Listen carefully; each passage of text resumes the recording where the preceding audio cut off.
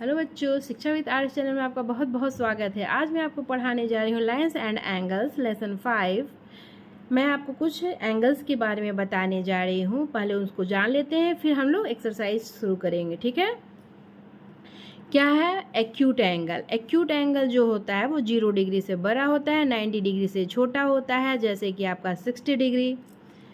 उसी तरह है ऑब्ट्यूज एंगल। ऑब्ट्यूज एंगल जो होता है वो आपका 90 डिग्री से बड़ा होता है, चाहे वो कोई भी नंबर हो 90 डिग्री से बड़ा में। ठीक है, फिर है थर्ड कौन सा है? राइट एंगल, जिसका माप जो है आपका, उस एंगल का माप अगर 90 डिग्री है तो वो आपका राइट एंगल है। स्ट्रेट एंगल जिसके एंगल का माप 180 डिग्री है वो आपका स्ट्रेट एंगल कहलाता है। ठीक है, फिर आता है एडजेसेंट एंगल। एडजेसेंट एंगल किसको कहते हैं? इसमें दो कोण आपका लगा होता है और उसका वर्टेक्स जो है वो सेम होता है। ठीक है, एक आर्म सेम होता है और वर्टेक्स सेम होता है, उसको हम लोग एडजेसेंट एंगल्स कहते हैं। जैसे यहाँ पे एक्स और वाई जो है वो एडजेसेंट एंगल है। यहाँ पे आपका यूज होगा, कंफ्यूज मत होइएगा।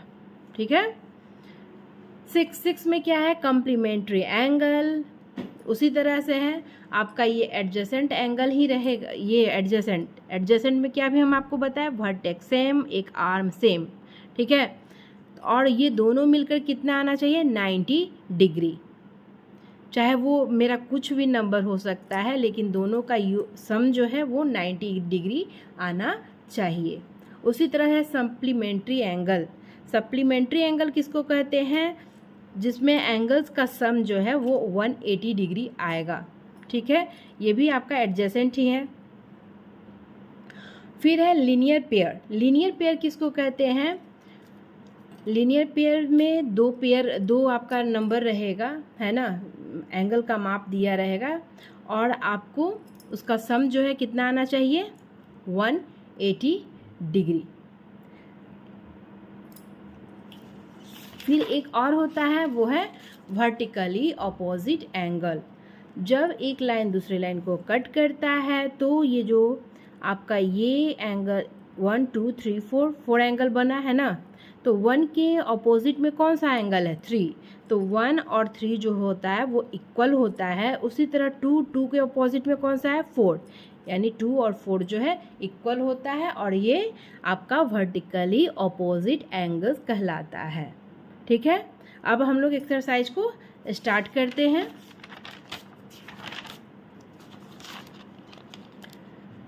पहला है आपका कॉम्प्लीमेंट ऑफ 20 डिग्री, है ना। आपका एक दिया हुआ है, इसमें आपको फिगर बनाने का ज़रूरत नहीं होगा, बस आपको मैथ बनाना है। तो ये 20 डिग्री दिया है, इसका कॉम्प्लीमेंट एंगल पूछ रहा है। कॉम्प्लीमेंट एंगल क्या होगा? हमको दोनों का योग सम है क्या आना चाहिए था? 90 डिग्री। एक का वैल्यू दिया हुआ है 20, तो दूसरा क्या होगा? 90 माइनस 20 यानी कि 70 डिग्री। उसी तरह सप्लीमेंट में भी आपको तुरंत हम बताए थे कि उसका एंगल जो है, एंगल का सम जो है वो क्या आना चाहिए? 180 डिग्री, है ना। तो 105 का सप्लीमेंट क्या हो जाएगा? ये 105 है, हम पहले भी बता चुके हैं। फिगर इसमें बनाने का आपको ज़रूरत नहीं होगा, बस आपको उसका सप्लीमेंट एंगल दिया हो बताना है आपको। ठीक है, तो दो एंगल्स का सम जो है 180 डिग्री आएगा, तो वो आपका सप्लीमेंट एंगल कहलाएगा एक दूसरे का। तो यहाँ 105 का क्या हो जाएगा? 180 डिग्री माइनस 105 यानी कि 75 डिग्री, यानी सप्लीमेंट ऑफ 105 क्या होगा? 75 डिग्री। उसी तरह कह रहा है कि कुछ मेरा एंगल्स दिया हुआ है और उसमें बोल रहा है कि ये सप्लीमेंट्री है या फिर कॉम्प्लीमेंट्री। कॉम्प्लीमेंट्री में क्या होना चाहिए? दो एंगल्स को प्लस करेंगे तो 90 डिग्री आना चाहिए, और सप्लीमेंट्री में क्या है? जब दो एंगल्स को प्लस करेंगे, सम करेंगे, उसका निकालेंगे, तो वो 180 डिग्री आना चाहिए। ठीक है, तो उसी तरह से हम सम करके देखते चले जाएंगे कि ये सप्लीमेंट्री एंगल है या कॉम्प्लीमेंट्री। ये क्या है? 65 प्लस 115 यानी 118, यानी ये क्या है, सप्लीमेंट्री एंगल्स। उसी तरह है 18 प्लस 10 यानी कि 90 डिग्री, यानी कि ये है कॉम्प्लीमेंट्री एंगल्स। ठीक है। फिर फोर्थ में क्या है, find the angles which is equal to its complement. हाँ, इस तरह का क्वेश्चन जरूर आता है। ठीक है, ये जो 4 या 5 जो है, दोनों में से एक क्वेश्चन आपका निश्चित रूप से आएगा कि find the angles which is equal to its complement. यानी अगर एक को x माने, यहाँ पे नहीं बताया मेरा कि ये इतना डिग्री है एक, और उसका आपका कॉम्प्लीमेंट्री कॉम्प्लीमेंट्री एंगल निकालना है, कॉम्प्लीमेंट निकालना है। यहाँ पे आपका क्या कह रहा है कि दो एंगल्स है और उसका सम मेरा क्या है, कॉम्प्लीमेंट है। तो ये कैसे होगा, जब दोनों को x मानेंगे, है ना, और दोनों एंगल क्या है, इक्वल है। तो एक को अगर x मानते हैं फर्स्ट एंगल को, तो सेकंड एंगल भी क्या हो जाएगा, x डिग्री हो जाएगा। फ्रॉम द क्वेश्चन आप ये लाइन नहीं खींचिएगा, क्या कीजिएगा, इसको नीचे में लिख दीजिएगा। ठीक है, क्या है, x प्लस एक्स सम होता है ना, वो क्या आना चाहिए, 90 डिग्री। ये हो गया 2x 90 डिग्री, और ये x और ये 2 चला जाएगा मेरा नीचे में, डिनोमिनेटर में कट होकर हो गया 45 डिग्री, यानी x का वैल्यू क्या है, 45 डिग्री, यानी hence angles are 45 degree and 45 degree.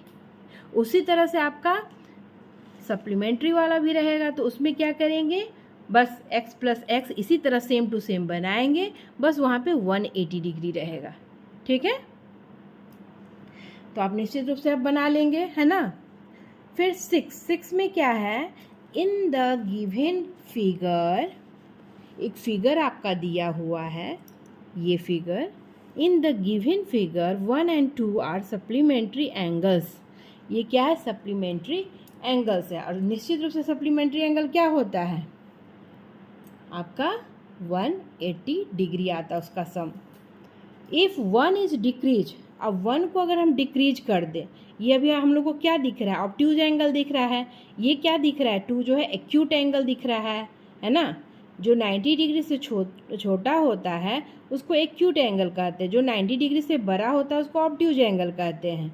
तो अभी क्या कह रहा है ये कि 1 को हम लोग डिक्रीज कर देते हैं और 2 को क्या करना पड़ेगा तब, और should be take place, and if 1 is decreased, what change should be take place in 2 angle 2 so that both the angles still remain supplementary।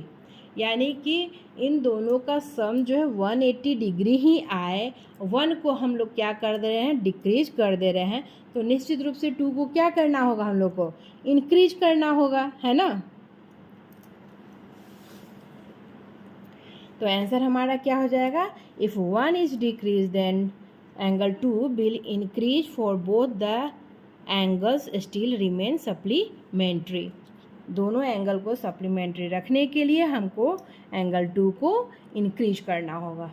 ठीक है, फिर उसी तरह सेवेंथ में क्या है, can 2 angles be supplementary if both of them are. अब both of them क्या होना चाहिए आपका, इसमें क्या कहने का मतलब है कि दोनों एंगल जो है या तो एक्यूट होना चाहिए यानी कि 90 डिग्री से छोटा, या तो ऑब्ट्यूज होना चाहिए यानी 90 डिग्री से बड़ा, और या तो राइट एंगल होना चाहिए यानी कि 90 डिग्री। तो आप बताइए किसका सम जो है 180 डिग्री आएगा, निश्चित रूप से राइट एंगल का आएगा। 90 प्लस 90 क्या होता है, 180 डिग्री, यानी कि अगर दोनों एंगल मेरा राइट एंगल रहेगा तभी मेरा होगा ये सप्लीमेंट्री एंगल। ठीक है, फिर है क्वेश्चन, ऐसे देख लीजिए कैसे लिखेंगे, 2 angles can be supplementary both of them are right angles. ठीक है, यानी आंसर जो है 3 हो जाएगा।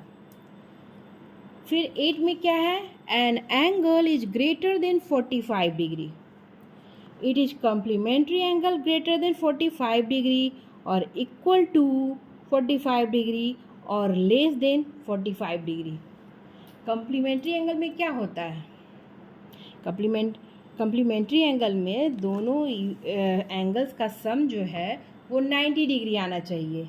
एक का हमको 45 डिग्री लिख दिया है, तो दूसरा क्या होगा, दूसरा भी 45 डिग्री होगा, है ना। तभी तो 45 डिग्री प्लस 45 डिग्री, अभी हम लोग क्वेश्चन 4 से देखे थे ना कि जब 45 प्लस 45 होता है तो क्या आता है, 90 डिग्री आता है ना। दोनों यहाँ पे सेम था, है ना।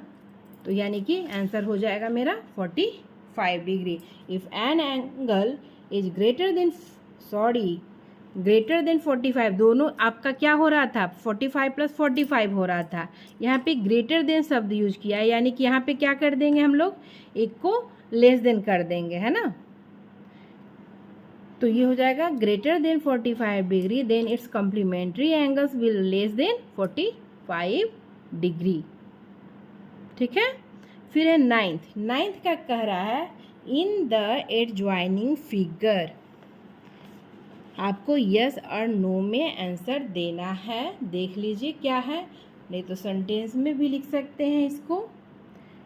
अभी हम तुरंत आपको कुछ बताए थे एडजेसेंट के बारे में कि उसका वर्टेक्स एक आर्म सेम होना चाहिए और उसका वर्टेक्स जो है वो सेम होना चाहिए। ठीक है। वर्टेक्स किसको बोलते हैं, जहाँ पे दो लाइन मेरा आकर मिलता है। Is angle 1 adjacent to angle 2, इसको कह रहा है। एक एंगल 1 है, एक एंगल 2 है ना।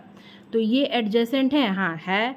ये आर्म सेम है, वर्टेक्स सेम है, यानी कि ये एडजेसेंट है। यस लिखेंगे, है ना। तो क्या लिखेंगे, yes angle 1 adjacent to angle 2। ठीक है। फिर उसी तरह इसका क्या करेंगे, AOC, AOC यानी एंगल 1 का बात कर रहा है। AOE, AOE यानी ये एंगल और इस एंगल का बात कर रहा है ना। इस एंगल का बात नहीं कर रहा है, यहाँ से यहाँ तक का बात कर रहा है। कह रहा है कि क्या ये एडजेसेंट है, तो इस बार ये एडजेसेंट नहीं है, क्योंकि इसमें मेरा कोई आर्म जो है वो सेम नहीं है। ठीक है। वर्टेक्स तो सेम है लेकिन आर्म सेम नहीं है।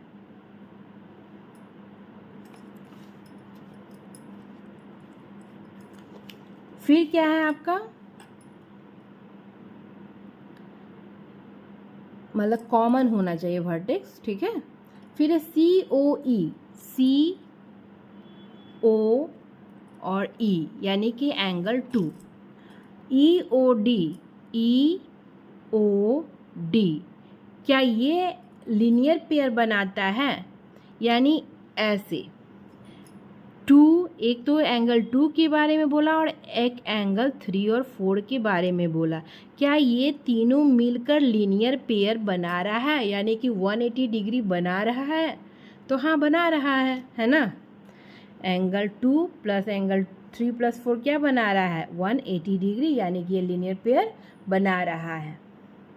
फिर है BOD, चलिए अब है BOD यानी एंगल 4।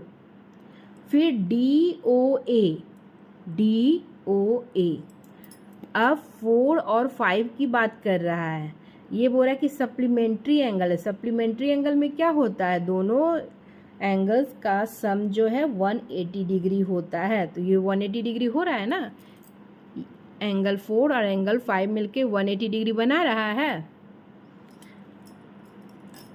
फिर उसी तरह है is 1 vertically opposite to angle 4, angle 1 यानी कि ये और ये, इसको हम लोग हटा देते हैं। अब ये लाइन ऐसे गया, ये लाइन ऐसे गया, एक दूसरे को कट कर रहा है। 1 के ऑपोजिट में क्या है, 4 है, यानी कि वर्टिकली ऑपोजिट आपका है। ठीक है। फिर है what is the vertically opposite angle of 5। अब 5 का पूछ रहा है, ये 5 है ना। इस लाइन को हम लोग अभी सोचते कि ये है ही नहीं, ये लाइन ई वाला लाइन जो है ही नहीं, OE। तो 5 का ऑपोजिट क्या हो जाएगा, ये दोनों, है ना, यानी कि 2 and 3, 2 + 3, ये हो जाएगा आपका वर्टिकली ऑपोजिट एंगल। ठीक है, और इस तरह से हम लोग इसको लिख देंगे। यहाँ पे भी चाहिएगा तो आप सेंटेंस में लिखिए। ये आप पे डिपेंड करता है कि आपके पास एग्ज़ाम में टाइम कितना है। अगर टाइम है तो सेंटेंस में लिखिए, अगर नहीं है तो बस ऐसे करके दे दीजिए। ठीक है, फिर है आपका indicate which pair of angles are. अब बताना है कि वर्टिकली ऑपोजिट एंगल्स कौन कौन सा है। सेकंड में बताना है लीनियर पेयर्स कौन कौन सा है। वर्टिकली ऑपोजिट में है दो लाइन एक दूसरे को काटेगा, और ऑपोजिट जो है वो वर्टिकली ऑपोजिट एंगल कहलाता है। तो देखते हैं इसमें क्या है। अगर हम इस 5 को लें और इस बार किसको मानते हैं कि ये नहीं है, ये लाइन है ही नहीं। ये लाइन जो है एक ऐसे गया, ठीक है, एक ऐसे आया, और ये लाइन मेरा नहीं है। ठीक है, तो अब हमको वर्टिकली ऑपोजिट नंबर देखना है। लीनियर पेयर में हम लोग क्या क्या देख रहे हैं कि एक तो 5 और 4 मिलकर बना रहा है, एक 1 2 3 मिलकर बना रहा है, एक 1 5 मिल के बना रहा है, और एक 2 3 4 मिल के बना रहा है लीनियर पेयर। ठीक है, तो कैसे लिखेंगे? वर्टिकली ऑपोजिट एंगल्स आर, एक है 1 and 4 और एक है एंगल 5 एंड एंगल 2 + 3, क्योंकि 2 + 3 को प्लस करेंगे तब ये इसके बराबर आएगा, 5 के बराबर। ठीक है, उसी तरह लीनियर पेयर में क्या है, 1 का 5 है और 5 का क्या है, एंगल 4 है।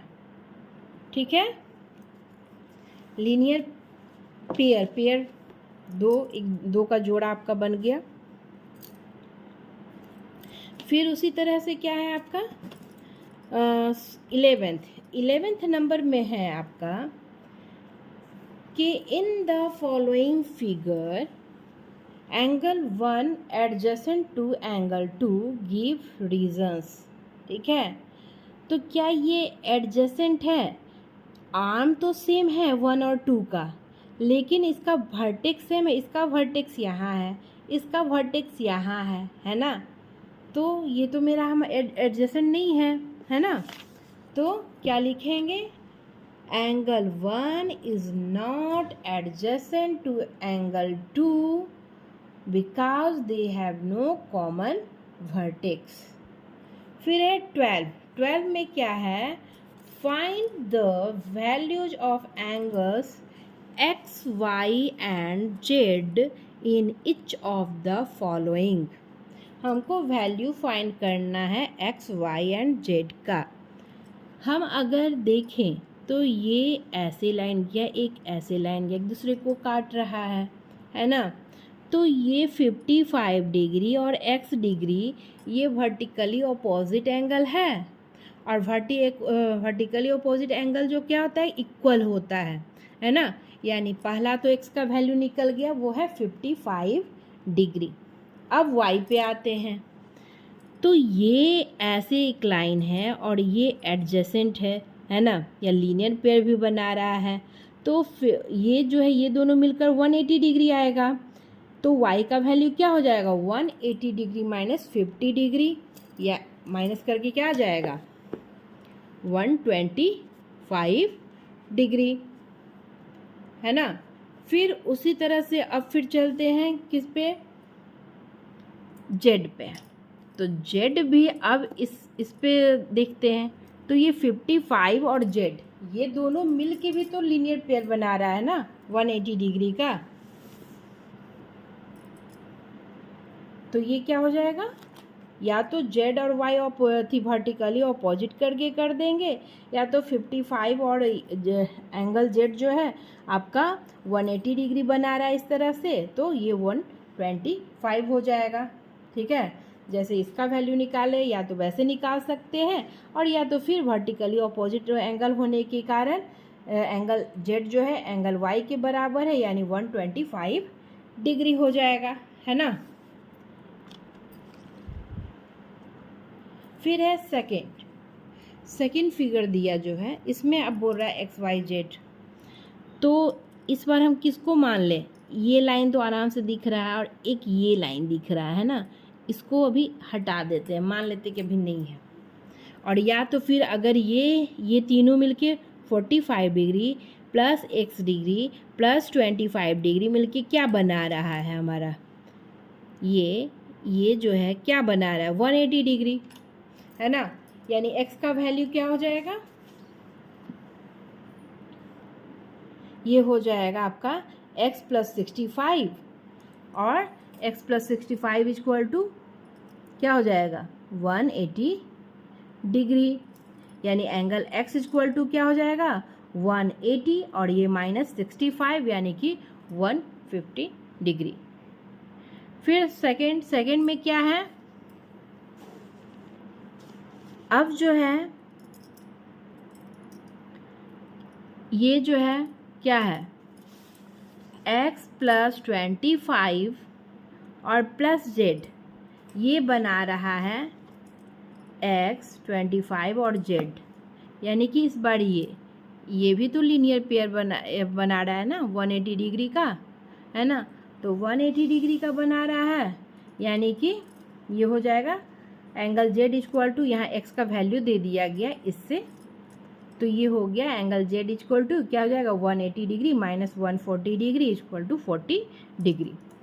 अब एंगल y हम लोग निकालेंगे, तो यहाँ क्या देख रहे हैं? 40 डिग्री प्लस y डिग्री, ये भी तो लीनियर पेयर बना रहा है ना, यानी कि ये हो जाएगा 180 डिग्री माइनस y का वैल्यू क्या हो जाएगा? 180 डिग्री माइनस 40 डिग्री यानी कि 140 डिग्री। ठीक है। और फिर है 13 में क्या है?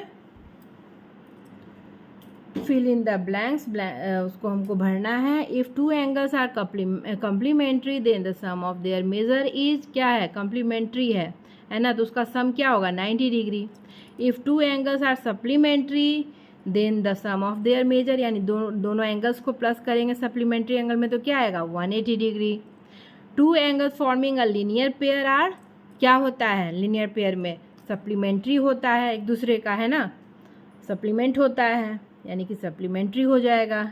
If two adjacent angles are supplementary they form a, तो क्या बनाता है? लीनियर पेयर बनाता है, इसका दोनों अपोजिट हो रहा है। If two lines intersect at a point then the vertically opposite angles are always equal, है ना, वर्टिकली ऑपोजिट एंगल इक्वल होता है ना। If two lines intersect at a point and if one pair is vertically opposite angle are acute angle, then the other pair of vertically opposite angle, कह रहा है कि ये ऐसे हैं, ठीक है, और एक जो है ऐसे है, ठीक है। कह रहा है मान लीजिए कि ये जो है एक्यूट है, ठीक है, तो ये क्या हो जाएगा? हमारा ऑब्ट्यूज हो जाएगा, है ना। अगर ये दोनों एक्यूट एंगल है तो ये दोनों क्या हो जाएगा? ऑब्ट्यूज एंगल का पेयर बन जाएगा, यानी कि ये दोनों ऑब्ट्यूज एंगल्स है, ठीक है। उसी तरह 14 में क्या कह रहा है? In the adjoining figure name the following pairs of angles obtuse vertically opposite angle. Obtuse यानी कि 90 डिग्री से बड़ा वाला हमको लिखना है ना, तो क्या है? BOC, और दूसरा क्या है? Angle AOD। ये एंगल और ये एंगल है ना आपका 90 डिग्री से बड़ा। फिर है एडजेसेंट कम्प्लीमेंट्री एंगल, यानी कि उन दोनों को मिलाकर क्या आना चाहिए? 90 डिग्री आना चाहिए, और वर्टेक्स सेम होना चाहिए, आर्म सेम होना चाहिए, ठीक है, यानी कि AOB, ये छोटा है ना, और फिर AOE, ये एंगल और ये एंगल मिलकर क्या बन रहा है? 90 डिग्री बन रहा है।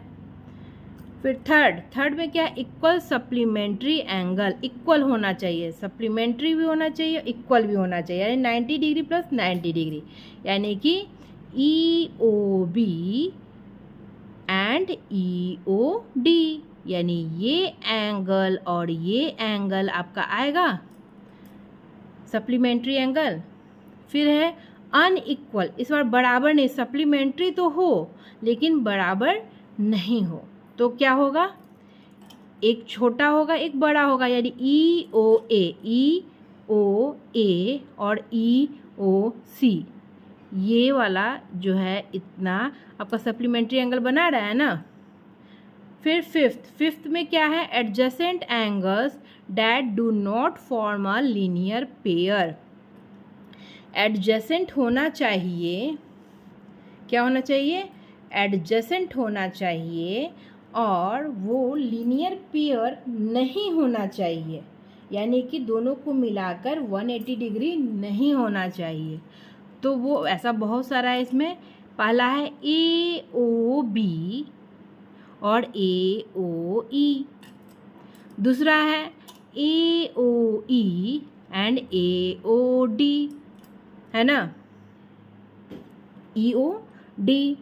फिर है आपका E O D and D O C या सी ओ डी, है ना। ये सब क्या कर रहा है, ये दोनों एंगल एडजेसेंट है लेकिन मिलकर लीनियर पेयर नहीं बना रहा है, यानी दोनों को प्लस करते हैं तो वो 180 डिग्री नहीं बनाता है। ठीक है, समझ में आ गया होगा आशा करते हैं। Thank you for watching.